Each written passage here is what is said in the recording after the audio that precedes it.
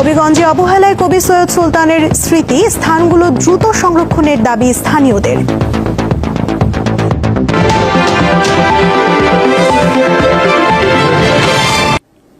হবিগঞ্জের সুলতান স্মৃতি অযত্ন অবহেলায় রয়েছে বাংলা সাহিত্যের মধ্যযুগীয় কবি সৈয়দ সুলতানের শেষ স্মৃতি। রক্ষণাবেক্ষণ এবং সংস্কারে নেই কোনো পদক্ষেপ। সরকারিভাবে তার স্মৃতি স্থানগুলো দ্রুত সংরক্ষণের দাবি স্থানীয়দের। বাংলা সাহিত্যের মধ্যযুগের কবি সৈয়দ সুলতান তিনি শুধু বাংলা ভাষাতে নয়, আরবি, ফার্সি ও উর্দু ভাষাতেও পণ্ডিত ছিলেন। বাঙালি এই কবির শ্রেষ্ঠ রচনা নবীবংশের জন্য তিনি বেশ পরিচিত।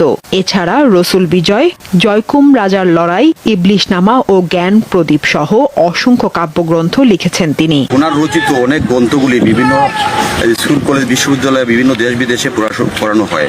বাংলাদেশের বিভিন্ন প্রান্ত থেকে এবং ইরান থেকেও অ্যাম্বাসেডর সহ এখানে ঐতিহাসিক এই সৈয়দ সুলতানের মাজার পরিদর্শন করেছেন। মাজারটা যেন সুন্দরভাবে সরকারি সহযোগিতায় সংস্কার হয় এবং আরো আমরা যাতে এই তরুণ প্রজন্ম যারা জানতে পারি। সৈয়দ সুলতানকে সৈয়দ মিনা নামেও ডাকা হতো। মিয়ানমারের তৎকালীন আরকান রাজার রাজসভার সভাকবি ছিলেন তিনি, কিন্তু কবি থাকতেন নিজ বাড়ি সুলতানশীতে। 1648 সালে মৃত্যুবরণ করেন এই কবি। তার মাজারের পাশে একটি নামফলক থাকলেও তা মুছে গেছে অনেকটা। উনি একজন বিখ্যাত মানুষ, ওনার নামকরণে সুলতানশী নামকরণ হয়েছে।